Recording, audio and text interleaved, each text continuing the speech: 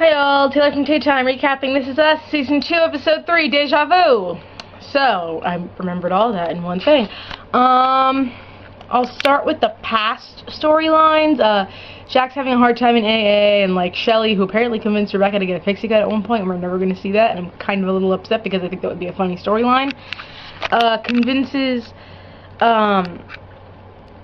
Rebecca to like recreate a date or something, and they do, to primarily have sex, and they do, but Jack is like, I need to be ready, blah blah blah, and they agree, and after a little bit of thing, they go back and they talk, and they just keep talking.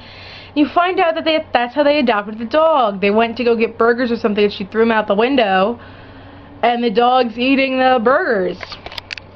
That's a piece of the puzzle. You also find out Randall put an ad in the paper looking for his parents, and Kate and Kevin actually go to the park with him because Kate's a smart person.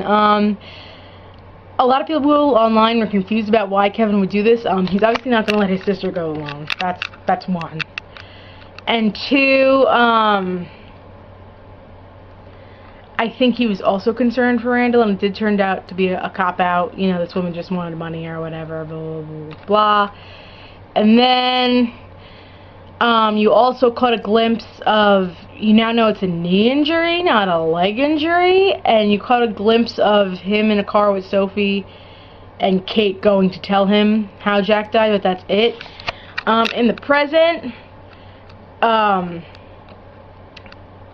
Sylvester Stallone, who just needs the Emmy right now, is part of the movie with Kevin, and Kate tells him all about their dad, and of course before his big scene, Sly mentions something to Kevin, and he's like, blah blah blah, and he says some stuff to Kate, and you could tell he's also been affected by this, that when he goes to film the big action scene, he trips and hurts his bad knee again, and then he ends up taking painkillers at the end, and you're like, what is going on?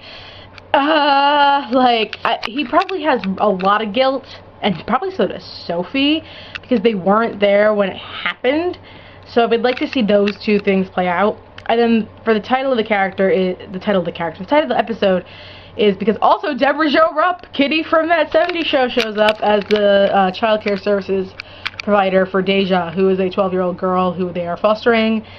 And like stuff's going down with her mom, and like she had cigarettes in her bag, and she like attacks Beth for them, and stuff happens, and like Beth is like, I'm putting the baby monitor in Tess and Annie's room in case anything happens, and you find out that Tess and Annie especially, like while they weren't ready, Annie, when William's first night was there, like convinced him to stay, and it was a really beautiful flashback scene.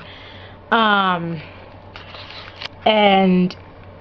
it was working out for a bit, and this girl's name is Deja, and Randall, they get the news that her mom's going to jail, and Randall starts explaining to her all about the family, you know, blah, blah, blah, blah, and then tells her your mom's probably not coming back for you, and she storms off very upset. And next week, I'm more focused on this Deja storyline. I kind of, and the Kevin storyline, and I feel like those two storylines are going to dominate next week, and I'm intrigued to see what happens, so let me know what you thought down in the comments down below. Please like and subscribe. Thanks, guys.